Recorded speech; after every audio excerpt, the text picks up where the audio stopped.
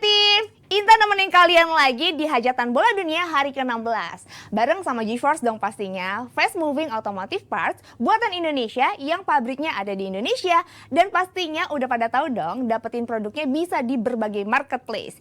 Jangan lupa juga untuk follow Instagramnya. Nah Jebret Team, kalau ngomongin soal tahu nggak tahu nih, ada yang nggak tahu aturan ya. Jules Koundé, untung menang nih Prancis. Kalau nggak udah digetok sama Deschamps. Baru ketahuan di menit ke-41, Koundé ini pakai kalung ternyata. Aduh, masa nggak ada yang lihat sih 40 menit lebih kalau pakai bling di tengah lapangan ya kan? Secara aturan Koundé ini harusnya udah sadar dong kalau dia tuh nggak boleh aksesoris di pertandingan besar. Apalagi di hajatan bola dunia kan? Deschamps juga ngakuin nih, kesalahan timnya bisa ada yang lolos dengan aksesoris Koundé ini nih. Kata si pelatih Prancis ini, ya main bola mana boleh pakai aksesoris, kacamata dan lain-lain. Bener juga sih, tapi kecuali aksesoris yang dipakai sama Son nih. Emang dipakai udah lama banget ya di hajatan bola dunia untuk pelindung. Ini kalau ini beda nih. Bukan buat gaya-gayaan, tapi emang buat ngelindungin mata dan juga hidung nih Jebret Team. Dan udah biasa juga kan di dunia pesepak bolaan, omongan Intan ini relate ya. Karena tim Koundé udah lolos. Sementara timnya Son, ini bakal dibahas sama Panji dan para pandit lainnya.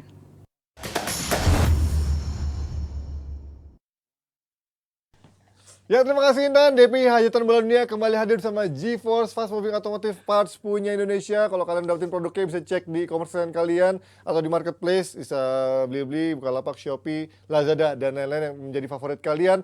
Dan follow aja Instagramnya @GeForce_id untuk bisa melihat produknya dan juga promo-promo yang menarik terbaru dari GeForce_id. Langsung aja kita sekarang bersama 3 pandit hari ini. Bukan 3 pandit, 2 pandit dan juga 1 CEO. Gua emang bukan pundit ya? Bukan pundit. Ya, lo orang udah melihat lo sebagai host dan juga CEO. Udah gak ada yang ngeliat lo sebagai pandit. Oh, jangan gitu dong. Nggak. Siapa yang langsung Sportcaster lo. yang langsung turun reporter siapa di Iya, lapangan? makanya lo melihat lo sebagai sportcaster bukan Cuman yang pundit. lain turun di lapangan tuh dikirim sama perusahaannya. Oh, Kalau lo- gua mengirim diri gua sendiri. Ya, ada CEO bergabung lagi sama kita sebelum nanti berangkat lo semifinal ya? Apa final? Kemungkinan perempat final. Perempat Di jalan final. lagi juga. Jalan lagi. Oke, berarti weekend ini di jalan udah di sana berarti ya? Harusnya, tapi yang fixnya sih semifinal. Tapi ini dapat kabar ada perkembangan terbaru. Yang ada instan itu katanya jadi. Gitu. Ya. Ada juga Mas Haryo yang pakai baju catur dan juga ada Urgency Rizal yang dicari-cari lewat urgensinya Atlas. ya. Atlas sekarang udah cari. Oke, kita ngomongin dari pertandingan Kenapa kemarin. itu gua nggak tahu tuh Atlasnya kenapa? Dia ngomong Kepleset. Dia ngomong at least, tapi kepleset. Oh kan Atlas. British. Nggak ada. Dibelain nih. Atlas. Atlas. British Pada ada. akhirnya. Dia mau ngomong at least. Bukan Nggak Atlas, ada, pada bukan Atlas, akhirnya tapi at gitu. least, tapi jadi Atlas. Pleset. Itu kepleset, tapi jadi orang ngangkap semua. Dan Mas Haryo ketawa ngakak, parah banget Mas Haryo. Habis dia yakin banget. Atlas. Enggak, lu padahal lu di Timbul ya, Jagakarsa ya? Jagakarsa. Jagakarsa. Orang Pride. biasa betokau kan. Sama kayak gua, Jebret kan dari situ. Sosok Inggrisnya mesti dilatih. Dilatih jauh. Oke, kita akan ngomongin bagaimana Prancis sang juara bertahan yang juga melewati kutukan dari fase grup dan kembali melanjutkan ke fase knockout, bisa lolos dari 16 besar lawan Lewandowski FC ya. Kemarin main sangat meyakinkan dari babak awal sampai babak kedua. Ini apakah memang ketika Prancis sudah memakai formasi terbaik ya, terutama di lini serang ya. Ini menjadi formasi paling menakutkan untuk tim-tim manapun, apalagi Polandia yang mencoba bermain terbuka, Mas Aryo. Ya. Kan di awal waktu itu gue sempat bilang tim yang paling gue impress, yang menurut gue paling stabil Ya. performanya di 2 pertandingan, Perancis. Ketika komposisinya kan si Deschamps kan tahu betul ya komposisi pemainnya siapa yang mau dia pasang. Sempat ada Soalnya perubahan. di belakang ya, kemarin Ya, di Varane awal-awal kan, masih. Varane kan sempat nggak dimainin pertandingan Betul. pertama, tapi pertandingan kedua udah firm, ternyata dia gitu. Lucas Hernandez sempat cedera, diganti Theo, tadinya. udah firm lagi posisinya di situ. Tengah juga Tchouaméni sama Rabiot, Ya, udah udah firm pasti itu. di situ, dan di depan ya udah jelas Udah juga. tergantikan sih Nggak depan. tergantikan lah, Mbappe, Griezmann, Dembele, Giroud. Giroud.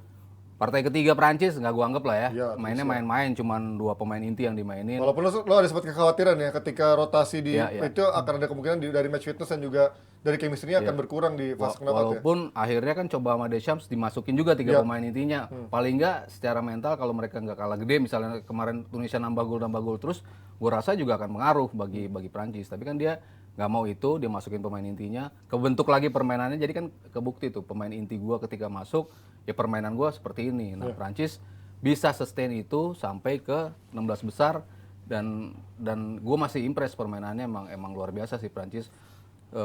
Dari sisi segala macam yang dia coba bola-bola pendek, dia coba tendangan dari jauh, dia coba crossing. Crossing pun ada crossing yang melebar yang dilepas sama pemain-pemain back, Theo sama si Koundé kalau ngelepas umpan silang kan dari tepi lapangan tuh. Tapi ketika Dembele atau Griezmann yang menyisir, umpan-umpannya dari byline dari dua kotak, dari luar kotak penalti. Umpannya pun bukan melambung kayak dari pinggir, tapi dari tengah lebih kenceng ke tengah.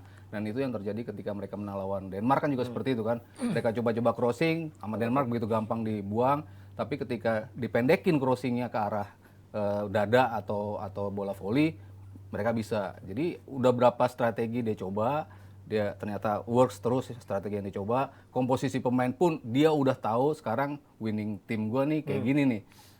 At least starting 11-nya dia udah dapat dan starting 11-nya mainnya luar biasa. Cuman mungkin nanti ketika dia deadlock, nah agak mengkhawatirkan nih perubahannya nih. Kalau ngelihat bench kan benchnya mengkhawatirkan sebetulnya kan.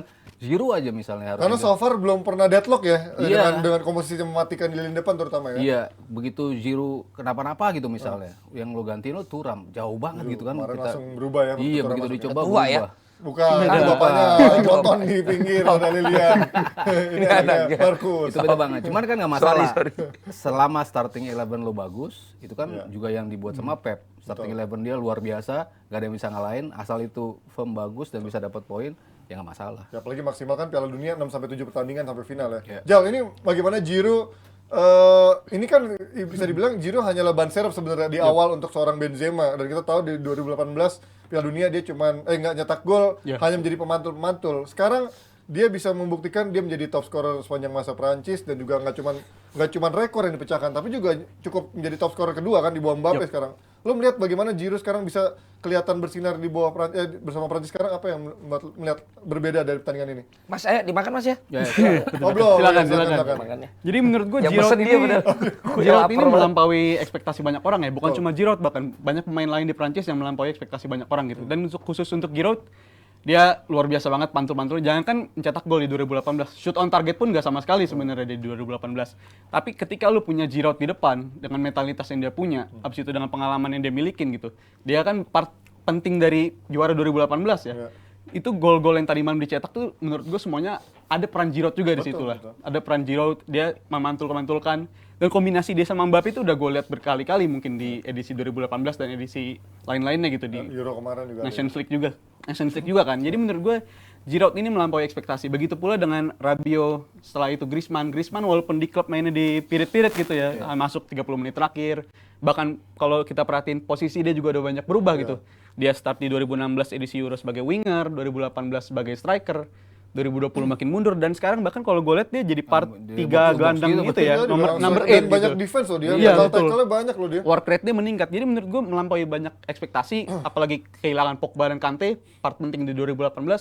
Tapi mereka bisa nyampe titik ini menimbulkan ini gitu, pernyataan kalau Prancis ini masih jadi kandidat juara untuk tahun ini menurut gue. Lan, lo melihat bagaimana sosok Giroud yang tadi cuma ban serap ternyata bisa bersinar, ini menjadi Gua kan yang membela Giroud dari blessing dia AC Milan. Oke. Tapi kan menurut salah satu pundit kita kan katanya itu kan Liga Itali, ya kan? Semuanya nggak pantas untuk bisa Semuanya gampang. mengawal, gampang.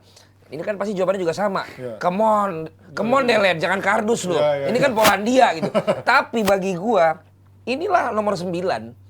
Ya, dia bisa menempatkan posisi di tempat yang pas, mungkin tidak selalu mencetak gol, tapi dia bisa narik back lawan. Lalu bayangin kalau dia bisa narik back lawan, ada Dembele sama Mbappe. 2 gol itu kan Mbappe lolos dengan apalan syutingnya ya gitu. Tapi apa yang dilakukan oleh Giroud kalau menghadapi Polandia di episode kemarin, gue udah bilang Polandia akan makin pede ketika babak pertama nggak kebobolan. Tapi kebobolan kan ya? Sama Giroud kan? Nah, kalau Giroud tidak bobolin di babak yang pertama, menurut gue tidak akan sama kemudian yang terjadi di babak yang kedua. Karena tim-tim bertahan ini kan semakin dia bisa mempertahankan strateginya Makin tanpa susah kebobolan, dijebol makin susah. Tapi ini akhirnya kan ada kebimbangan kan, setelah 1-0 gue harus buat apa nih? Karena ini knockout stage. Betul. Ketika belum knockout mungkin kita tetap tahan aja dulu. Kemarin kan akhirnya Polandia kan agak bingung juga di sini. Iya. Jadi dan satu salto loh sebenarnya. Iya, itu kalau itu bukan pelanggaran, dianggap pelanggaran. Jadi ketika tidak ada Benzema, dengan adanya Giroud menurut gua tipikal main yang berbeda, tapi memang dia oke menurut gua dengan dibantu sama bukan dibantu ya, dengan partneran sama Dembele dan gue lihat secara penganalisa bahasa tubuh apa yang dia tampilkan dengan Dembele dan Mbappe kayaknya beneran memang temenan nih. Dan itu kan penting dalam tim bintang ya. Lalu Belgia terjadi seperti itu. Belanda dulu kan juga punya banyak bintang tapi mereka egois masing-masing. Nah kemarin gue lihat ada chemistry di situ. Jadi berbahaya ini dan Giroud bagus menurut gue. Dan ada catatan rekor juga kan kemarin setelah dia mencetak gol ya. Itu top scorer. Dia masuk sebagai top scorer all time. Iya, ngalahin Top siapa? scorer, Henry. Henry kan. Makanya masa bisa seperti itu dianggap tidak bagus, gue bingung. Kalau Henry dibilang bagus, kok dia enggak gitu. Ya ini tapi kalau ngomongin seorang Kylian Mbappe ini kemarin di kiri berapa kali dia mulai nih ketika nggak dapat gol kelihatan egoisnya kelihatan. Tapi bedanya mungkin sama di klub ketika dia bermain egois ada pemain-pemain lain yang juga harus disuplai keegoisan itu, ada Messi, ada Neymar. Tapi kelihatannya kemarin di Prancis semuanya ngerti gitu. Oh, nih Mbappe harus disuplai dan akhirnya ketika dia dapetin 1 gol kelihatan tuh semuanya jadi makin cair. Udah akhirnya Mbappe di Prancis lebih bisa lebih keluar gitu Mas daripada di Sebelum dijawab Mas Aryo, sebentar tadi apa yang gue komentari, silakan untuk para pembelanya tulis di kolom komen. Pasti Anda tidak setuju dengan kalimat saya, tapi silakan Anda tulis di kolom komen kalau tidak setuju dengan pernyataan saya karena kalian setuju dengan pernyataan gembala kalian ya, Bapak Justin Laksana. Silakan komen, saya tunggu komen kalian. Silakan Mas. Gimana Mas lu ngeliat Mbappe di timnas Prancis dengan di klub bedanya apa kelihatannya lebih udah enak makin ya? mateng, udah makin mateng. Walaupun lo bilang tadi di beberapa kesempatan maruknya masih ada. Berapa kali, apalagi kalau dia udah bikin gol. Kalau ada peluang lagi pasti akan disikat. Dia coba untuk dapat hat trick. Dia coba untuk nyiptain gol lagi gitu. Cuman golnya dari Giroud sendiri kan juga asis dari dia gitu. Maksudnya dia udah bisa lebih tone down, lebih nggak terlalu ngoyo. Kalau memang kosong banget ya kayak terjadi 2 gol itu dia akan coba nembak gitu. Dan gak maksain. Kalau kemarin-kemarin kan berapa kali maksain. Giring, gocek sekali, tembak, giring, gocek sekali dan mudah sekali kebaca sama bek lawan yang tahu dijarakin semeter aja. Ya kan enggak. Sama Metikes berapa kali ya kebaca gitu kan. Jauhin bola, adu sprint, akhirnya diantisipasi kan. Dia tahu emang kayak gitu dan ya pinternya Prancis ketika mereka di babak pertama kan lebih terokupasi di sisi kiri terus kan.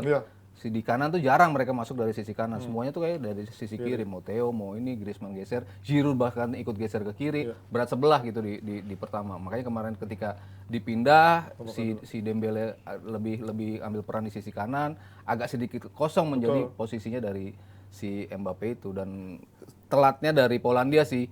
Berapa kali nutup, maksudnya ruang selebar itu lo kasih untuk Mbappe ya. Kelar lo.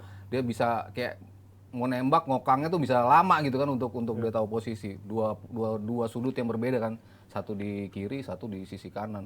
Memang kalau 2 gol itu terlepas dari memang kualitas tembakan dia, tapi peran juga dari back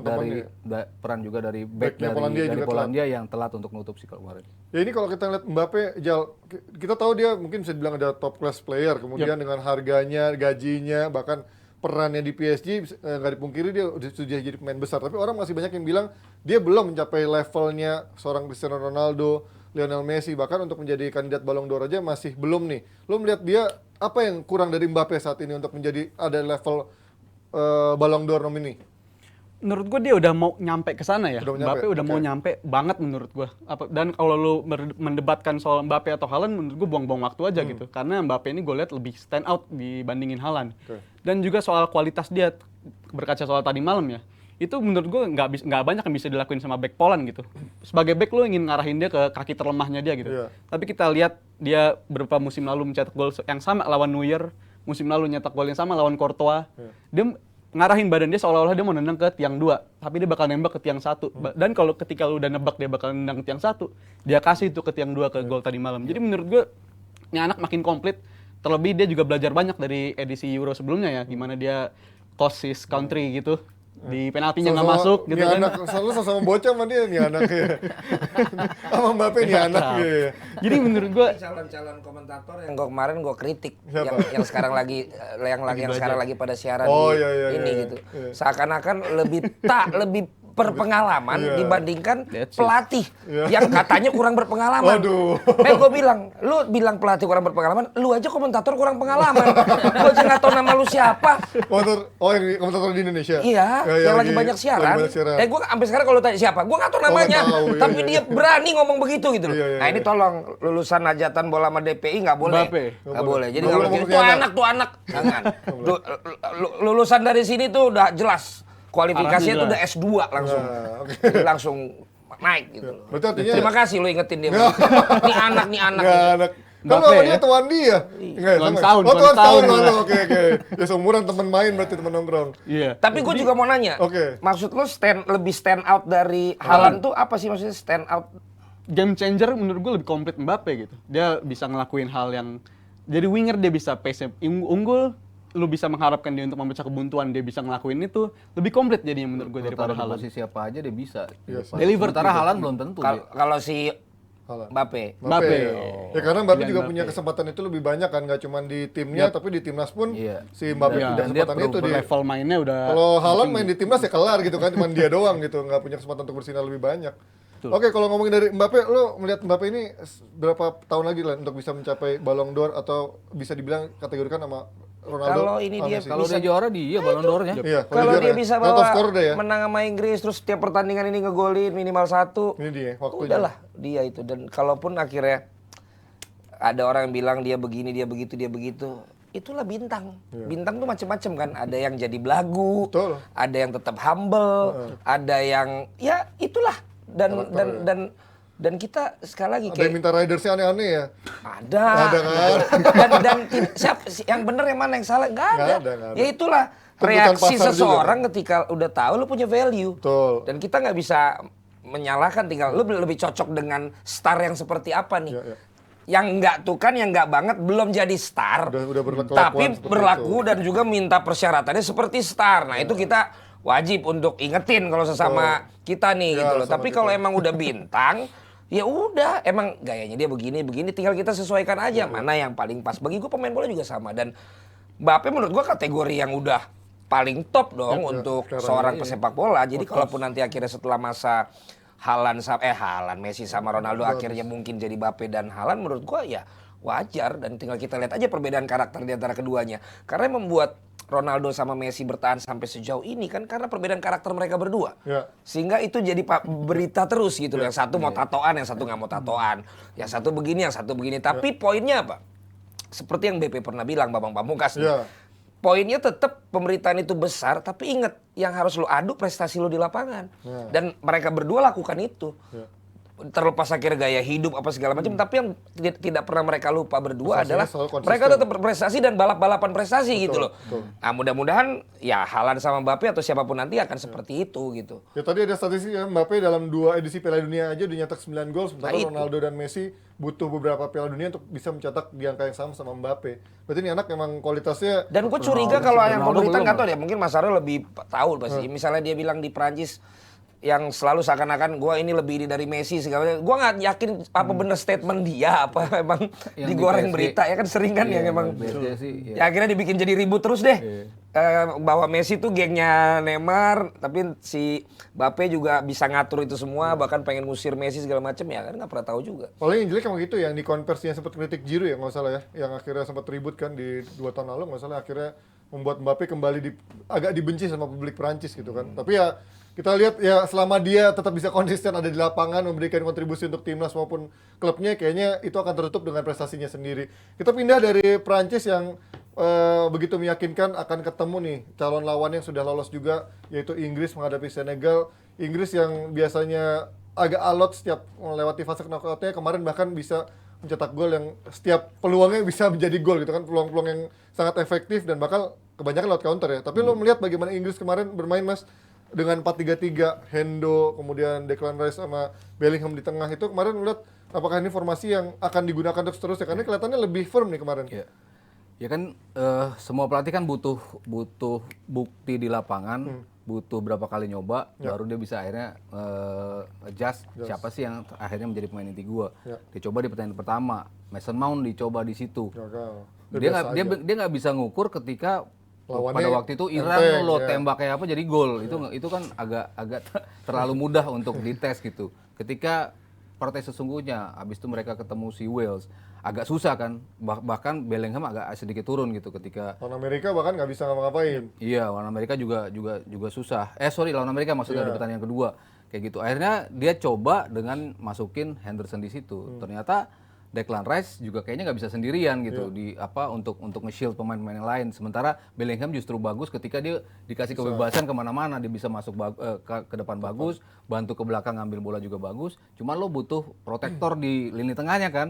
Makanya kayak Spanyol di 2010 kan juga gitu kan. Awalnya dicoba satu doang nggak bisa. Ternyata lo butuh Xabi dan Alonso. Xabi dan Alonso. Xabi sama Busquets. Lo baru harus dites dulu, nggak works, baru apa yang diganti. Nah si Southgate tahu apa yang ternyata menjadi kekurangan dari dia coba dan ternyata works dan bagus lagi worksnya kan, kombinasi antara Hendo sama Bellingham ternyata bagus, sama Declan Rice juga bagus. Jadi kalau gua ngelihat ke depan komposisi seperti apa, ya pasti tetap 4 back, bukan lagi instead of 3 back. Walaupun ya mereka sering ketika maju ternyata jadi 3 back doang ya. Si Walker digeser ke situ, sementara si itunya naik ke depan gitu. Ya agak Bisa kelihatan. naik ke atas, Mas. Bukan ke depan ya. Jokes. Iya, si Shaw-nya tuh lebih sering naik, sementara si Maguire jadi back kiri, Stone sama Walker yang jadi itu. Yang itu kan selalu yang mereka jadi 3 back-nya kan posisinya seperti itu. Jadi walaupun dia pertanyaan antara 4 back sama 3 back, suka juga mereka bermain dengan 3 back walaupun komposisi aslinya 4 back. Jadi komposisinya udah firm banget, ditambah lagi yang pasti harus main di depan Foden. Nah, itu keren banget ya kemarin. Ini kalau sebelum kita nyambung soal Foden, gue kan kemarin sempat bilang Kane belum ngegolin ya dan segala macam. Ini membuktikan kok dia perannya harus survive, ibaratnya berkorban dengan menjadi striker yang turun ke bawah, menjemput bola, memberikan supply juga, memberikan kreativitas, tapi nggak nyetak gol. Nah kemarin ketika ada Foden itu kayak akhirnya klop gini, ada puzzle yang karena biasanya kan dia punya winger-winger yang cepat penetrasi tapi kurang bagus dalam bagi bola. Dengan adanya Foden berarti sekarang inilah yang dibutuhkan sama Inggris. Seorang winger tapi juga yang bisa membagi bola lebih bagus daripada winger-winger lainnya yang lebih banyak berusaha mencetak gol. Gimana menurut lo, Foden? Ini juga sekaligus jawaban dari Southgate ya atas kritikan kalau dia nggak kaya akan taktik gitu. Dia ngelakuin taktik ini perubahan dari pekan-pekan sebelumnya gitu. Dia Sorry, sebelum lo jawab lebih lanjut, ini soalnya jawabannya mirip jawaban gua. Kemarin gua udah bilang, masalah Foden sama Kane, kita lihat aja di pertandingan besok. Mereka akan membuktikan. Udah, ternyata apa yang gua bilang benar. Mereka membuktikan Kane dan juga Foden. Silakan lanjutkan. Jadi kalau yang kemarin yang Messi sama De Paul, kita bener nggak? Bener kan Messi gol. Bener juga, yang si ini kan. Tapi dia tetap ngotot, katanya De Paul nggak bagus. Si Aldi. Ya kalau De Paulnya mungkin so-so, tapi Messi-nya kan stand out. Ya lanjut stand out. Tapi dia bener loh 3-0. Aldi. Oh iya Aldi pernah juga. Bener. Inggris. Jadi Foden ini ya kita ngelihat Foden ini week in week out kalau di Premier League dia ngelakuin ini nih. Dia bisa mindahin switch bolanya cepet, quick thinking juga kan. Jadi Foden ini ngelakuin apa yang dia kayaknya Southgate mikir kayaknya kekuatan lu mainnya kayak begini lu bawa ke timnas Inggris. Akhirnya kejadian tuh tadi malam kan. Dan ini juga sekaligus statement juga ya. Tadi gue ngerespon juga dari Mas Aryo, dari 3 back di belakang juga kadang Rice yang ngisi ke belakang jadi situasi 3 back di belakang. Jadi menurut gue sangat-sangat fleksibel nih skuad Inggris yang sekarang. Dan walaupun Maguire kemarin sempat ada blunder itu sekali ya. Ya di awal pun juga langsung dia Itu kan membuktikan bahwa itu Maguire. Kalau sampai dia benar semua bingung loh kita. Dan 30 menit pertama kan sebenarnya agak deg-degan juga ya. Senegal kayak tahu gimana cara mematikan Declan Rice nih sendirian, tapi akhirnya Inggris juga mengubah pendekatannya, mainnya jadi lebih passing ke arah lebar dan Foden jadi lebih keluar gitu di momen itu. Dan kalau respon ketika lawan Prancis gimana, ini menurut gue yang agak tricky sih. Kalau soal Southgate ini punya reputasi mengubah ke formasi 3-4-3 atau 3-5-2 ketika lawan tim yang lebih berat gitu. Dan ini lu ketemu Prancis yang punya Mbappe di kanan, karena tadi malam Walker pun lawan Ismail Assar juga agak deg-degan. Sorry, belum ditanya tentang lawan Prancis. Lanjut yang dulu. ditanya tuh masih soal formasi Inggris ini. Kemarin kan? Iya, Nah, ini terlalu kemana-mana ini. Itu ntar dalam modul gue untuk ngajarin jadi pandit itu lu salah. Sesuaiin ini dulu. Oke, sesuaiin dulu nih. Pertanyaannya apa, jawabannya apa. Nih, jadi Inggris tadi malam ya. Inggris tadi malam jauh lebih komplit menunjukkan kalau mereka bisa ngelakuin in-game management yang bagus juga dari Southgate. Dan yang paling mengesankan mungkin tadi malam selain Bellingham menurut gue Henderson ya. Ya, Karena ini salah satu pemain yang paling underrated selama 1 dekade Lu kan terakhir. Liverpool. Tapi beneran delivered loh tadi malam loh Henderson Fans itu. Liverpool. Ini menurut gue dia juga menurut gue di Inggris ini chemistry-nya dapat, dan Henderson ini salah satu pemain yang paling di respect juga ya di Inggris. Terbukti dia juga kapten tim junior Inggris, dia kapten U17, U20 dia kapten. Dan di senior sekarang dia menunjukkan tadi malam kalau dia salah satu pemain paling underrated, dan dia mainin peran sebagai number 8 itu deliver juga tadi malam. Yang gua takut itu mereka nggak boleh pakai ban kapten pelangi, mereka lakukan langsung pas perayaan gol.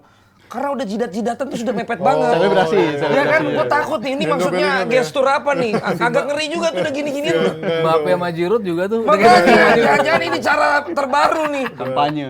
Itu kan kayak ini American football yang udah nempel-nempel jidat gitu kan. Pakai Emotion. helm dong American football. Enggak, iya pakai helm bedanya. Ini jidat tuh jidat. Tapi gua ya udah dia kelamaan soalnya. Ya harusnya dia bisa lebih mempercepat apa yang mau dia sampaikan dalam sebuah satu kalimat ataupun 1 menit. Gua orang yang karena gua main bola juga. Striker selama dia tidak mencetak gol tapi timnya menang dan dia berkontribusi, gue tipe yang penganut nggak ada masalah. Unless lu nggak cetak gol dan ternyata tim lu butuh lu untuk lu mencetak gol supaya jadi menang, berarti ada masalah sama lu. Nah, Harry Kane kan melakukan selama di hajatan bola dunia kali ini kan berkontribusi walaupun dia tidak mencetak gol. Pemimpin asis. Mimpin asis sebagai kapten nggak ngambekan kalau nggak dikasih bola, itu udah nilai-nilai leadership loh. Terus kemudian dia terima yang lain cetak gol, dia rayakan bersama, itu kan tidak dimiliki oleh semua bintang. Mereka biasa akan melakukan itu kalau dia sendiri sudah mencetak gol. Dan dia menunggu itu sampai dengan kemarin pun gol ketiga kan. Di mana 2 gol sebelumnya dia tetap berkontribusi. Apa gol kedua ya? Gol kedua, bukan gol pertama, tapi di mana dia berkontribusi. Nah, jadi selama seorang striker tidak mencetak gol tapi membuka ruang dan memiliki kontribusi, toh akhirnya timnya menang, menurut gua nggak ada masalah. Tapi ketika timnya buntu ya ini harus dibutuhkan sama bener, striker. dan Ken kan selama ini ada kontribusinya dan kemarin pun akhirnya mencetak gol, itu hanyalah tinggal waktu yang membuat dia ada di score sheet gitu menurut gua. Nah, kalau ngeliat bagaimana trio lini depan ini dengan mungkin ini lagi-lagi ada blessing in disguise juga kan, layaknya tadi Benzema nggak ada digantikan Giroud dan bisa bersinar, sekarang juga Sterling ada. Kemarin gue diketawain ya kan? sama Aldi sama siapa nih? Kemarin satu lagi. Virzi. Kenapa gue bilang? Karena gue bilang gue mau Foden sama Saka. Terus kemudian jangan Rashford dulu. Kecuali Rashford gantiin Kane. Kenapa? Karena kan lawannya Senegal. Main rada berotot, gue bilang. Pilih yang punya latar belakang sama-sama zaman dulunya suka main keras gitu loh. Pernah ngadu Apa pernah ngadu, bener nggak? Dan ternyata kan terbukti. Ketika Rashford kan tetap stylish, kan gue bilang dia lebih stylish. Dan ketika memainkan Saka duluan yang memang mau fight menghadapi tim yang seperti Senegal dengan fisik, kalau kata Coach Justin kan apa tuh? Otot dulu. Ya lo harus pilih pemain yang juga siap selain skill tapi adu otot juga gitu loh. Rashford masuk sama Grealish. Pemain salon tapi skillful. Tapi akhirnya kan bikin gue kalah. Karena setelah 3-0 nggak ada nambah gol apa-apa lagi. Ditambah Senegal pun udah kayak kagak mau nambah kebobolan lagi.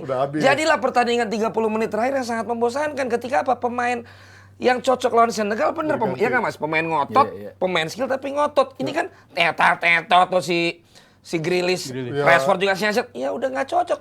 Kalau dari awal mereka main kagak jadi 3-0 itu. Setuju gua, makanya ini berarti artinya ini Dan Walker itu ngapain main kan gue bilang Trippier. Oh iya, tapi Walker dari sisi defense kan lebih kuat. Kalah lari berapa kali tuh. Tapi untuk bola-bola atas, Walker kadang lebih ngebantuin yang Trippier dia kan. antisipasi kalau harus jadi 3 back itu. Si Walker ya? Iya, Trippier nggak bisa di situ. Trippier nggak bisa. Trent juga nggak bisa di situ. Emang yang paling pas Walker sih. Dan di berapa kali turnamen kan Walker di posisi 3 back selalu main yang di situ. Jadi emang lo dapat dua orang lah untuk satu posisi, untuk 2 posisi gitu. Berarti ini kalau tadi Valen lanjutkan game mainnya pemain-pemain lain kan, Sterling mungkin belum tentu main nih dengan adanya personal matters. Ternyata dia ada masalah itu kan, ada rampuk ya, Pak jahat di rumahnya. Terus kemudian Rashford juga kelihatannya berapa kali lebih bagus setiap kali menjadi super sub kan. Ini 3 komposisi terbaik mas, karena pada akhirnya lawan siapa aja kayaknya ini akan lebih worse dibandingkan Rashford yang tadi kata Valen.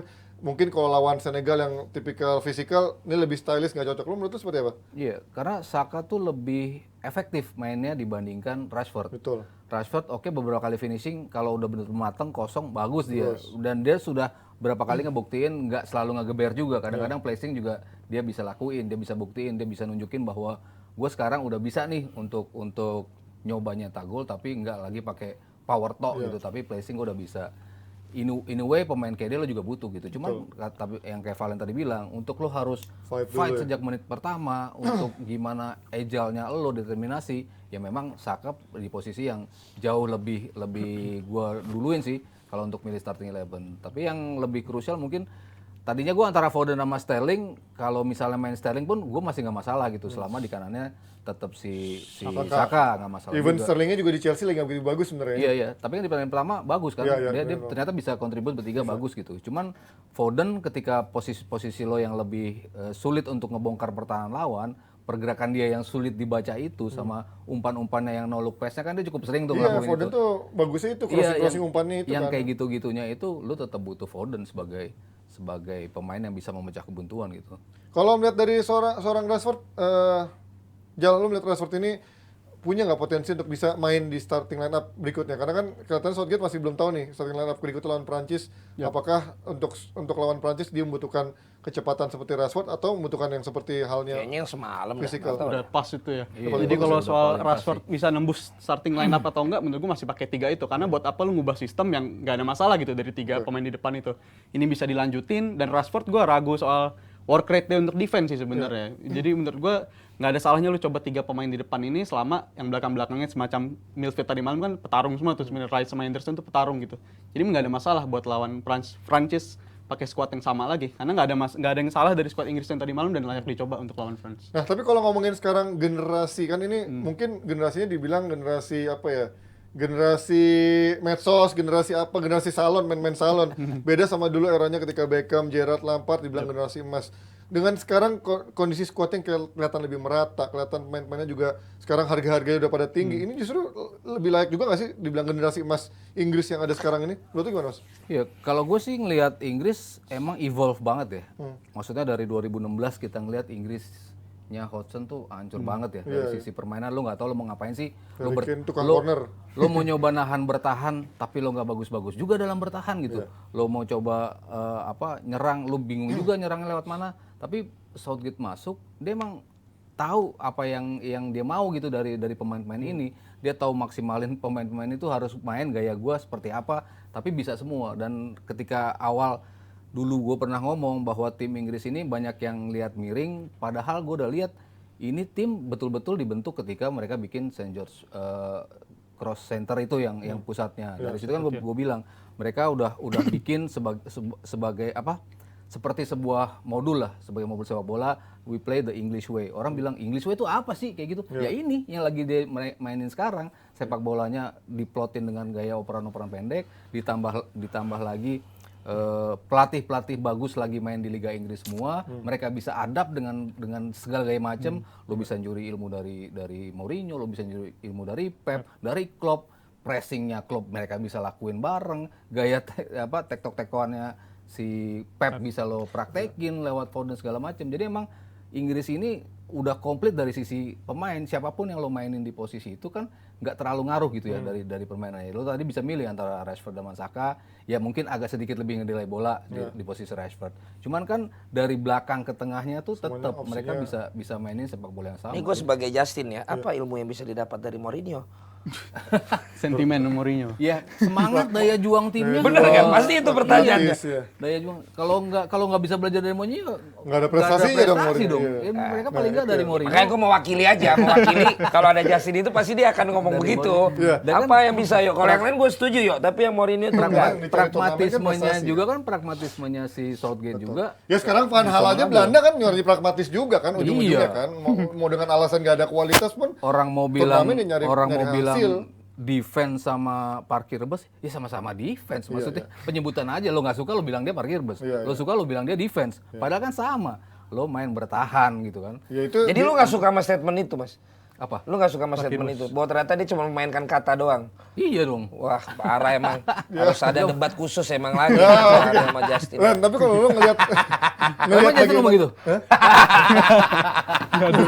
ngelihat bagaimana Nanti Justin tanggal berapa didatengkan. Kan diksi aja gitu, kan. pas Selasa dia. Kalau ngomongin Inggris yang bahkan di era Southgate ini sebenarnya punya kualitas yang bisa dibilang kuat nih, bahkan di kedalaman skuadnya bagus. Iya. Tapi dari Piala Dunia 18, Euro kemarin ujung-ujungnya drop. Itu ujung-ujung orang kan bilang mental pemain Inggris. Menurut lo sekarang mental itu Panji. Let me tell you something. ini mentalnya udah berubah nggak sekarang? Poinnya Barca aja udah di final kan. Ya berarti kan Inggris udah jadi Sebelumnya semifinal. Iya, Iya, udah makanya. jadi sesuatu lah. Ya kan, kemudian juga semifinal ya sebelumnya. Semifinal, 2018. 2003. Ya, semifinal. Semifinal. Dan kita harus ingat yang U16 atau U18-nya juara kan? Iya, dan tadi gue nyambung lagi yang Iya kan? tadi mereka bangun Udah ada itu. generasinya kan? Iya, U17-nya juara, Itu. U19-nya juara, U21-nya juara di Iya. Euro. Berarti kan lo kolam pemainnya tuh lo udah berkualitas gitu. Berarti kita juga tuh ya U19 juara, U19 juara, U19 juara. Udah. Udah udah ya. Amin dong. Stop Amin. di situ. Di negara kita gitu ya. Gini Ji, kalau yang itu tadi juara Eropa sama juara dunia. Oh iya, ini kan juara Ini Asia kan kita Tenggara. masih di sini tapi berproses. Oh iya, lah. berproses. Jepang Saya aja berproses. Bukan akan juara akhirnya. Britania, cuma Bukan. sedikit gitu. Ya lanjut tadi gimana? Jadi sebenarnya udah di tempat yang tepat. Betul. Nah, tapi yang harus kita ingat kan kalau di Inggris tuh bukan murni semua tentang sepak bola, ya marketingnya tuh luar biasa, Ya, medianya tuh Kencang gila, banget. duitnya tuh gede dan itu adalah things yang bisa mempengaruhi seseorang. Nah, Lo bisa jadi seseorang yang akhirnya ngedrop kena mental health gara-gara media memberitakan lo tentang lo seperti apa. Apapun yang lo lakukan nggak pernah bener, itu berpengaruh. Duit bisa berpengaruh dong terhadap seseorang. Ketika lo kenal duit, apa yang lo lakukan dengan duit lo, ya kan? Kemudian juga apa tadi satu lagi yang gue bilang ya. Tapi semua faktor-faktor yang bisa akhirnya di luar sepak bola tapi bisa mempengaruhi lo, adanya tuh di Inggris. ya, paling kencang ya. Bukan yang lu murni mikirin bolanya doang deh, bukan kan? Kalau di Pressure-nya Inggris paling tuh kan akhirnya berjalan seimbang, bahkan terkadang akhirnya angka lu harusnya bukan segitu, lu udah bisa dapat segitu dan itu yang paling banyak membuat orang berubah kan, maupun juga dalam satu unit tim. Jadi apa yang dibuat Southgate menurut gua ini sih udah Bagus banget. bagus ya, terlepas dari apapun kritikan sekarang. Lu yang cerita ya Mas, sekarang dengan ke media pun Iya, dia iya. Itu bisa dia yang punya bikin- gestur yang malah membuat gathering dengan media apa yang selama ini justru dimusuhin dan lain sebagainya. Jadi it's about time sih menurut gua, nunggu aja walaupun gua nggak setuju ya untuk karena itu akan membuat senang Ibnu ya. Tapi mau nggak mau suka nggak suka ketika mereka jadi satu unit dan emang mampu untuk bermain lepas sesuai dengan kemampuan mereka bisa juga. Lu gimana punya Jal? peluang. Gimana Jal? Karena Lu berapa kali Inggris kan? Dalam hati, karena gue udah capek dukung Inggris dari 2002. Iya itu tahu, tapi maksud gue secara Inggris, tapi ini kalau Inggris dari kan. untuk jaguan masang-masang Perancis. Masa-masa apa? Masang di game maksudnya, masang Oh Perancis. karena lo sekarang siarannya dimasang-masang ya? Enggak. Gitu. Gimana? Lo mulai ngerti. Jal, lo kalau lihat bagaimana Masang. Oh gitu. bagaimana ini Inggris yang sering kali itu tadi kan faktor pressure-nya dengan kemarin udah ada di depan mata final. Football is coming home, ujung-ujungnya anti klimaks. Ini kan sering banget akhirnya membuyarkan Inggris Tapi kan dari... ganti klimaks lagi pada penalti kok. Tapi mainnya jelek, Len. Ya Menurut tapi gua mainnya tetap aja jelek. adu penalti. Itu kan yang ketika lo kemarin Inggris pragmatisnya Southgate Iya. itu termasuk kelanjutan dari 2018. Betul. Tapi yang kejawab kali Di ini sini. beda banget Inggris mainnya kan. Iya. Lebih atraktif tapi kapan lo harus pragmatis lo tetap Tapi pragmatis. karena gue belum melihat ada tim yang sebanding, bahkan yang kualitasnya apple to apple, karena kan ini belum bisa dibilang dari fase grup yang sekarang belum ada yang sebanding kan. Gue belum melihat Inggris ada di level itu, kecuali kalau dia bisa main seperti tadi malam lawan Prancis nih, gue baru akan bilang wah ini akan calon jadi juara gitu. Lu Senegal loh kemarin sama Belanda Tidak ada, ya Belanda kan kualitasnya udah di bawah Inggris dari sisi pemain ya. Kalau dari yang menjagokan dia juara kan bukan gua, ya kan? Iya Itu kan? orang lain. Bahkan fans Belanda banyak yang nggak yakin dia bisa jadi juara. Cuma ada satu orang yang bisa. narasinya ketika Belanda menang lawan Senegal harusnya bisa menang loh, mereka bagus. Tapi kenapa ketika mereka dibantai Inggris, Senegal dibilang jelek? Ya itu juga karena Belandanya Iya kan? yang terlalu berlebihan. Emang dia bisa maksimalin setiap peluang yang didapat. Inggris tuh kan kayak gitu. Ketika lawan Iran, lu dapat peluang banyak, tapi kan lu bisa bikin gol banyak. Lagi beruntung berarti, Jadi, lagi lagi tinggi kalau katanya Coach Lo Sesi. gimana? Soal Inggris ya, gue nanggapin Bang Valen juga sih ya, soal yang pembeda dari skuad Inggris generasi sekarang sama yang dulu, togetherness-nya bener. Kalau kita lihat yang dulu era Ferdinand, terus Terry, Gerrard, Lampard, itu rivalitas di klubnya itu kebawa semua tuh di negara. Ganas nih, urgency apalagi Atlas. Itu apa? Tema reuni gua yang gua buat tuh kenapa dia pakai ya? Kebawa. Kalau PL berarti. Tahu lagi. Kagak. Bukan. Unpad. Jadi hal itu kan yang kelihatan beda banget gitu kan. Dan terlebih skuad Inggris yang di bawah Southgate ini udah bertahun-tahun main bareng, turnamen besar bareng-bareng juga. Jadi dia memetik buahnya tuh di tahun ini, semoga aja karena tahun ini ada pembeda. Buahnya buah apa nih? Bukan mangga ya? Bukan mangga ya? Karena tahun Lagi ini musim bener soalnya. mainnya agak beda, jelas ada beda, lebih atraktif, lebih kelihatan. Pemain-pemain lebih berani nunjukin. Kombinasi pemain muda dan tuanya juga pas gitu menurut gue. Jadi kalau soal minjem kata fans Liverpool buat Inggris sekarang ya make us dream sih bagi fans Inggris pastinya. Sosok kapten juga penting sih, Ji. Kapten sesungguhnya Kane, tapi kapten di lapangan tuh Hendo. Iya. Yang paling cerewet manggilin. Yang Maguire diomelin, Iya. yang pas dia salah di belakang Bawel Wajar mainnya gitu. dia. Omelin terus aja kalau dia nggak. itu Hendo. Jadi emang dia punya leader di lapangan, dia punya leader di ruang ganti dalam sosok si Harry Kane yang begitu tenang gitu kan, kapten benerannya gitu.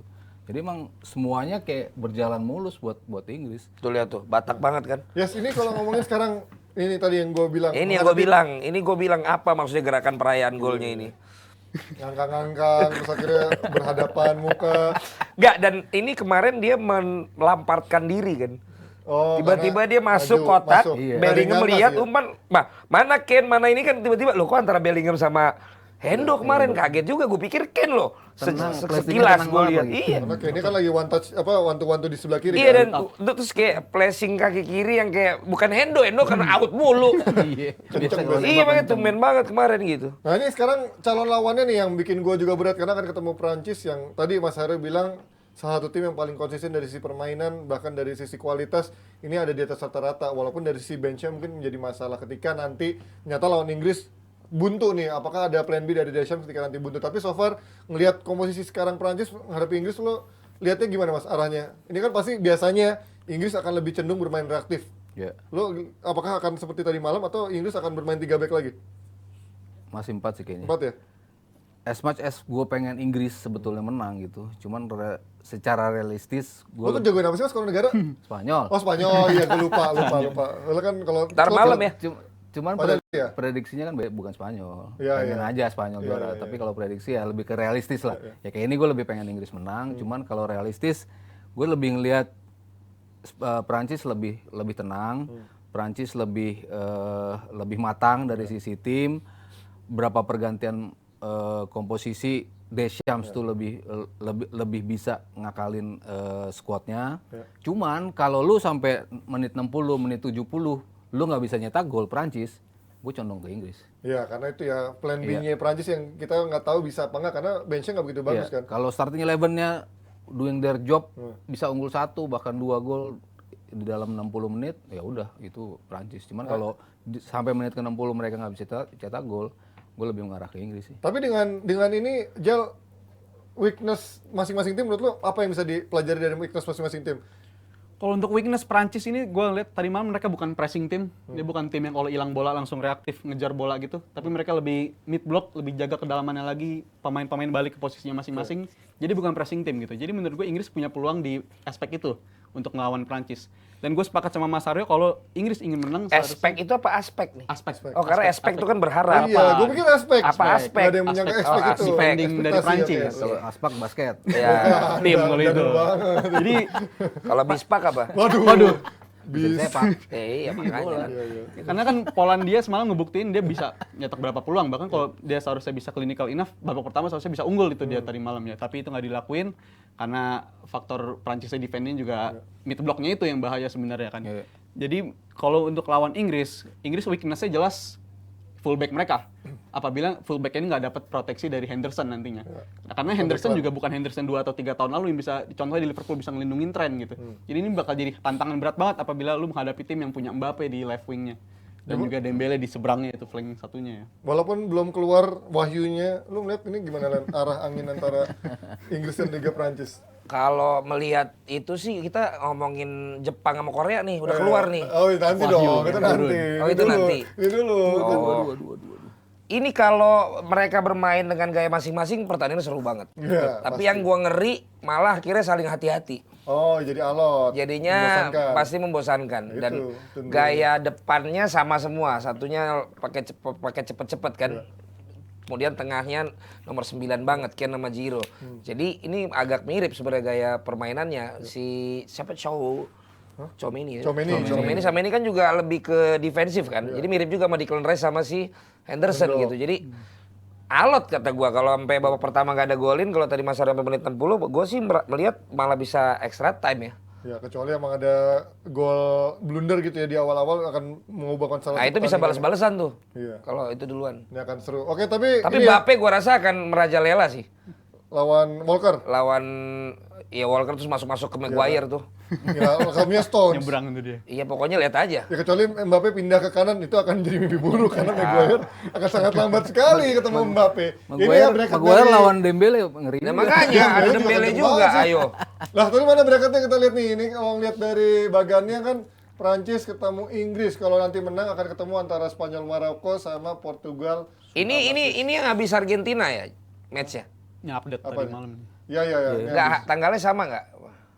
Tanggalnya. Iya langsung ya, Argentina langsung Inggris. Karena kan jam 10 sama jam 2. Ya, Albaid lagi. Gua Albaid mulu kemarin. Oh, lu bakal nonton nih yang mana?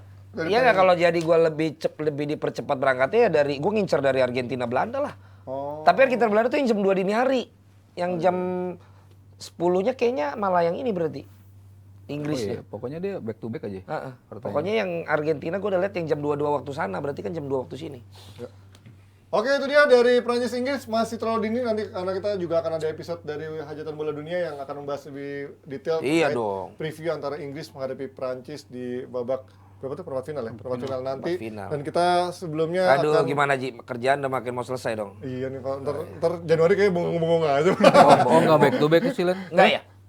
Berarti bukan yang mereka kali. Ya. Argentina Belanda tuh jam Jam 2, 2, jam iya 2 kan? tanggal Yang jam 10. 10-nya? Jam 10 sebelumnya. Jepang berhasil itu pemenang. Oh, jadi bukan bareng sama dia nih. Iya. Ya, itu dia kalau dua unggulan yang menjadi kandidat favorit sudah melenggang dengan cukup mulus, bukan menjadi misteri. Yang menjadi misteri adalah bagaimana nasib Jepang dan juga nanti ada diikuti tim Asia lainnya Korea, apakah bisa kembali menghadirkan kejutan ataupun drama-drama di Jepang sama fase siapa? 16. Jepang kan nanti. Kroasia. Enggak, kejutan kenapa? Karena bisa ngalahin Kroasia. Lah emang berimbang. Kan tapi belum pernah ke semifinal. Ya belum pernah ke berimbang perempat lah, final. itu bukan kejutan lah, Kejutan Jepang dong. Kroasia lah. Kroasia tuh finalis loh. Iya, ya, ya justru itu kejutan jadi finalis. Oh, enggak lah. Mana sih Loh, lu? enggak dong. Ya justru dia kejutan jadi finalis Enggak waktu itu. lah, secara- Siapa yang nyangka Kroasia finalis? Lebih siapa yang nyangka Jepang lolos kali. Iya Enggak, lah. maksudnya kalau ini Jepang enggak waktu Kroasia finalis seakan-akan emang Kroasia tuh iya. spesialis Ta- bisa sampai final. Itu kan dia- juga kejutan. Tapi kan dia emang spesialis kuda hitam dan di piala hajatan Siapa? bola dunia Kroasia. Nah berarti Jepang apa namanya nih? Kalau sekarang Lebih Kroasia tetap kuda mengejutkan. hitam apa? Di Lebih atasnya kuda mengejutkan. hitam apa nih? Poni hitam deh. Nah makanya. Kuda kuncir, Lebih di kuda bawah. itulah pokoknya ya. Tapi yang kalau bukan menjadi misteri adalah kualitas GeForce. Fast moving automotive parts punya Indonesia. Kalian bisa cek di marketplace kalian dan juga follow Instagramnya @GeForce_id untuk tahu promo dan juga produk-produk dari GeForce yang terbaru. Oke, sebelum kita lanjut terkait bahasan bagaimana Jepang dan juga Kroasia maupun juga nanti ada tim Korea lawan Brazil ya. Korea lawan Brazil, tapi kita dengar dulu infonya dari Intan yang satu ini.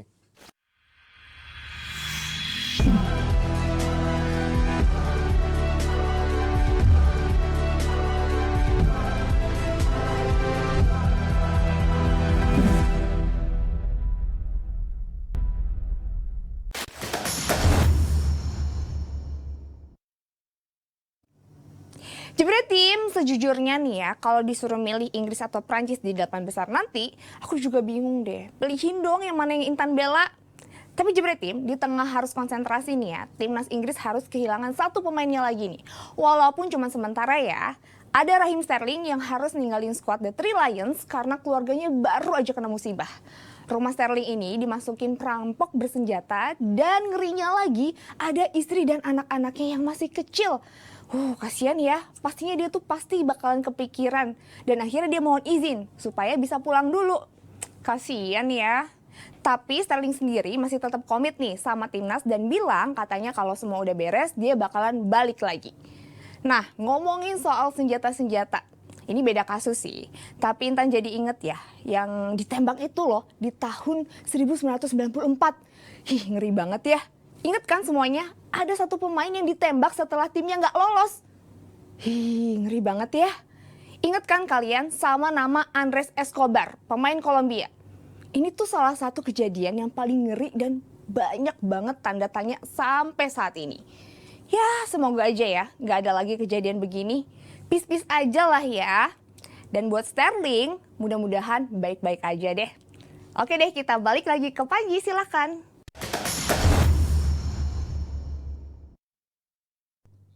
Andres Escobar ini gue belum begitu merasakan hiruk pikuknya hajatan bola dunia di tahun 94. Lo waktu itu gimana mas? Hype-nya atau Lo berangkat kan ya? Enggak lah. Enggak. Gila. Belum kali. Masih kuliah dong. tapi kan lo udah umur berapa tuh? 94. Tahu. Lo jangan nanya umur beraninya. Udah koleksi jersey, udah koleksi jersey. Lo ngeliat nggak waktu itu? Nggak, tapi Enggak, gue jauh gue ngirim bunga. ya maksudnya waktu itu serami apa sih mas berita seperti ini kan dulu kan belum ada medsos, TV juga mungkin belum rame. masih Ya terbatas. koran kan bola berita. lah patokannya. Koran Koran bola Ya udah semengerikan apa dulu beritanya untuk publik? Ya nggak semengerikan sekarang kalau ada sosmed lah ya. Kalau sosmed berita itu semua kali. Ya cuman kalau Kolombia pada waktu itu dengan merajalelanya kartel emang orang ya gila loh di Kolombia kayak gitu dalam tanda kutip wajar gitu. Udah wajar ya udah. Cuman untuk seorang bintang timnas Nggak ada yang aman berarti ya. kayak gitu sih yang ngagetin sih itu gitu. Dan caranya gitu. Kan dia kan juga lu bener-bener apes kan, lu sliding tapi lu kena ujung kaki gitu. Iya. Akhirnya bolanya belok dan masuk gitu. Padahal kalau sliding lu pas, bolanya benar-benar bisa ketepis kan. Dan emang dia harus sliding ketika bola itu diarahin ke gawang. Oke, kita lanjut dari bajunya Mas Haro yang kayak catur itu akan menghadapi Jepang nanti malam. Tadi gue juga sempat mention di awal, apakah Kroasia akan kembali melanjutkan kualitasnya sebagai runner up yang bisa dengan bermain tenang, ataupun Jepang yang terus bisa memberikan cahaya untuk Asia dan membuat fans Indonesia kayaknya akhirnya dukung Jepang nih karena nggak ada tim Asia lagi kan. Kita ngomongin bagaimana Jepang sama Kroasia. Jal, lo ini melihat dengan Kroasia yang bermain begitu tenang, kayaknya tahu apa yang harus dilakukan, even udah ditinggal banyak pemainnya, bahkan ada satu mantan pemainnya udah ada di bench di sana, Mario Mandzukic, dan Rakitic sudah tidak ada. Lo melihat apakah ada chance untuk Jepang untuk bisa kembali memberikan kejutan malam ini?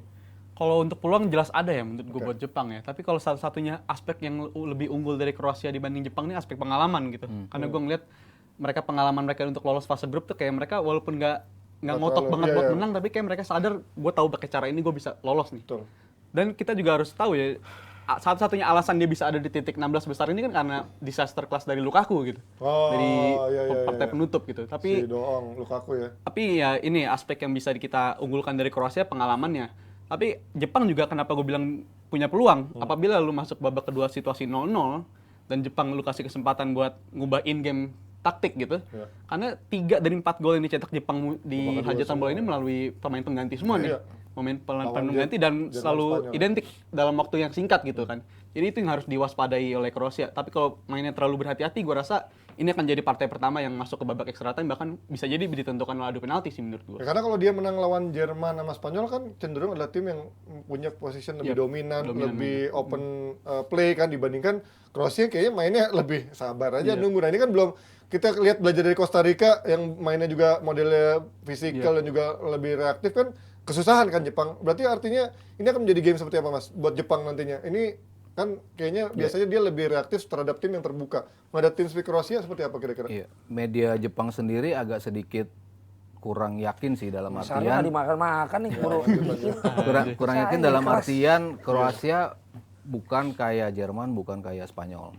Jerman, Spanyol sama-sama timnya ngegasnya nggak ada remnya, ngegasnya sampai 80%, di atas 70% possessionnya.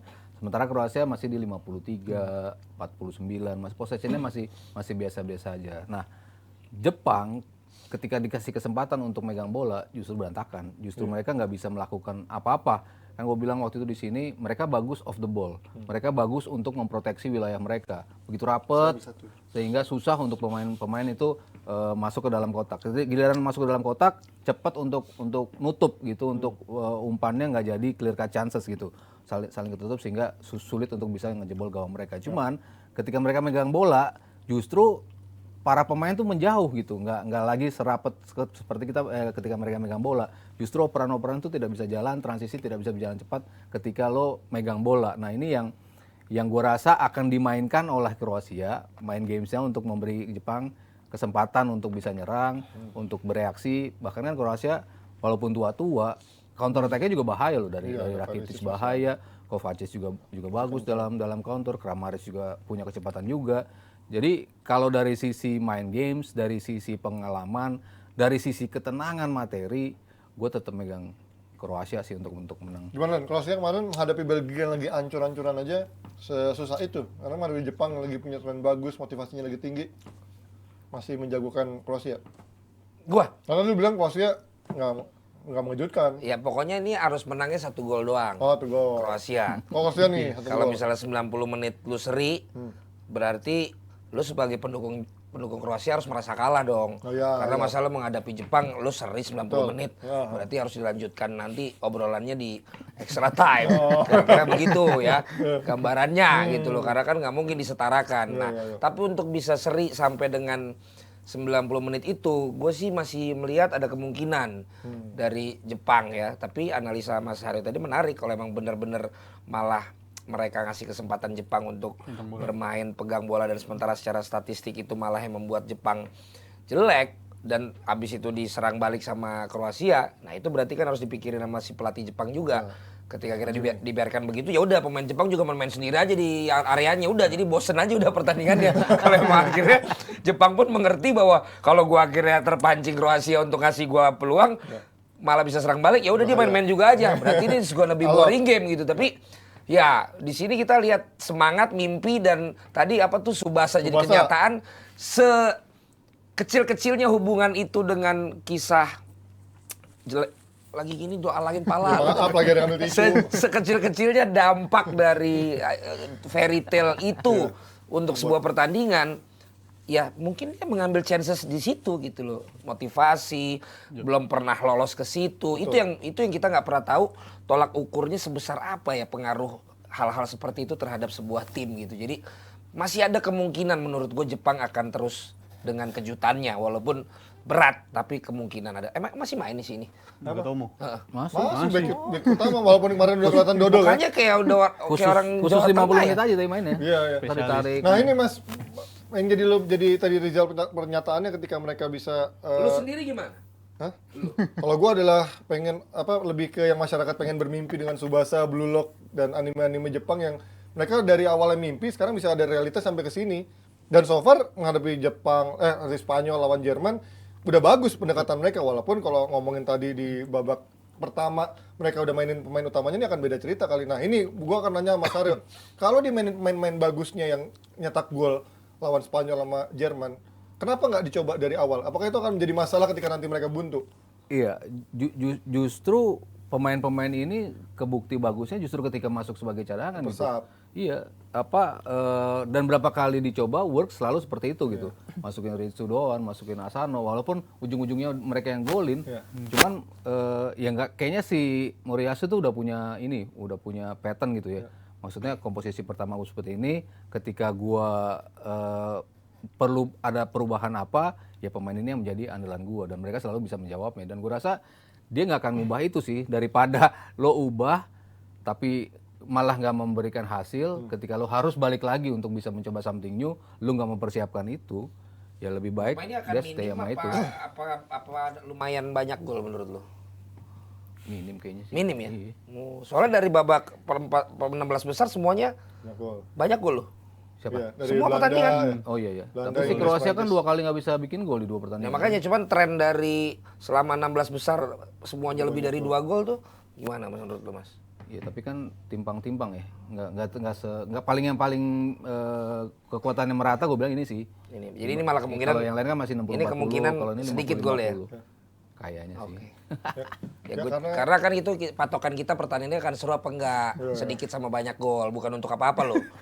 Berarti prediksinya itu ya sedikit gol ya. Lain juga lo. Sedikit gol karena menurut gue untuk memisahkan mereka harus pakai babak extra time atau bahkan adu penalti menurut gue bahkan. Nah, kita lihat nanti apakah dongeng ini akan kembali mendekati kenyataan atau justru kembali terhenti di babak 16 besar untuk para publik Jepang. Kita pindah sebagai Jungkook KW, gue akan juga... Lo Jepang lo jagoin karena ini seperti kisah karir lo sekarang ya? Enggak dong. Gue suka kan gue baca komik-komik Tsubasa segala macam. Gue pengen ini minimal mendekati kenyataan lah, nggak harus muluk-muluk. Ya kan jadi sekarang juara. lu udah jadi bintang iklan, jadi ini. Tadinya kan lu cuma mau jadi apa Nggak gitu perlu lah kan. wajang-wajang di Instagram, siaran-siaran, yang penting ada duitnya sekarang. Siapa itu yang Nggak usah, kita ngomongin bagaimana Korea Selatan Oh, gue akan maksudnya sih. bukan, Mas. Maksud lu Mas Bukan, kan Mas Arya jarang siaran TV.